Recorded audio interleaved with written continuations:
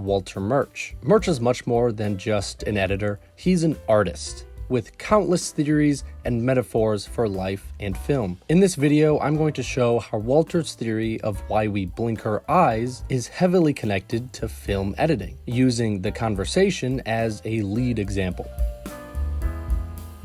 Science would tell us we blink simply to moisten our eyes, but Murch argues that there must be more to it. In his book, appropriately titled In the Blink of an Eye, Murch recounts his time editing the conversation. I kept finding that Gene Hackman would blink very close to the point where I had decided to cut. He would later conclude that this was because the blink represents the end of a particular thought. So, if you have an actor that is fully engrossed in their role, their blink would be the moment their character has ended whatever train of thought they currently had. Meaning, in terms of editing, a blink is a natural cut, because if the character has ended that thought, then the audience most likely has as well, so it's time to shift to a new idea. Hence, a cut. The conversation is actually a really interesting example when analyzing editing, because there's actually quite a bit of long takes with 0 cuts. The iconic opening shot, the moment we first see Harry in his apartment, and multiple dialogue scenes are done in one take. These shots, along with others, work really well and give the film a very nonchalant tone. It does, however, mean that when there are scenes with cuts, they need to feel very natural to keep that tone up. Let's look at this scene, for example. Harry has an argument with his one employee, Stanley, while trying to work. The cuts are between Harry, the tape, and Stanley, with the tape playing and stopping while the argument ensues. This would have been a tricky scene to edit. But Murch is able to keep up this momentum with it. When Stanley is trying to strike up a conversation with Harry, they feel smooth. But when Harry gets upset, Murch cuts to him in an impactful way to elevate his anger. The rhythm is just right to get the point across that Stanley can't take a hint and Harry is getting more and more upset. In his book, Murch says this on rhythm: "I believe the sequence of thoughts, that is to say, the rhythm and rate of cutting, should be appropriate to whatever the audience is watching at the moment." He continues to say that the rate of blinking and the rate of cutting in film is actually quite similar. For example, in a real-world fight, we would be blinking more due to having dozens of thoughts. So in a convincing action scene, there will be similarly dozens of cuts. I mentioned earlier how the film has a very natural feel to it. It feels very grounded, with long shots and smooth cuts, but there's actually one moment the film uses the power of editing to jump around. The final moments of the film, we get a montage of Harry destroying his apartment, attempting to find a bug. This is by far the quickest cut part of the film, and for good reason. It's the last moment of the movie, and we finally see Harry's paranoia reach a boiling point. The quick cuts make us feel his intense need to find the bug. The rhythm is snappy because Harry's head is racing. Back to blinking, Murch says, "The cut point should be a potential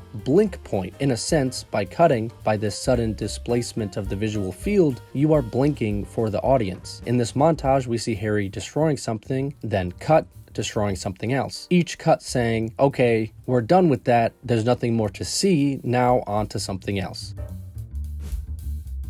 It's impossible to talk about this film without bringing up the audio. Murch expertly uses audio to lead the audience. The opening shot has jumbled audio before we even see our main character, telling us that in this crowd of people, a conversation is our current focus. He also uses an editing technique known as the audio bridge to transition between scenes. We see it in the opening. The tapping of drums lead us into the tapping of the van window, and the sound of a tape rewinding leads us out of an elevator and into Harry's workstation.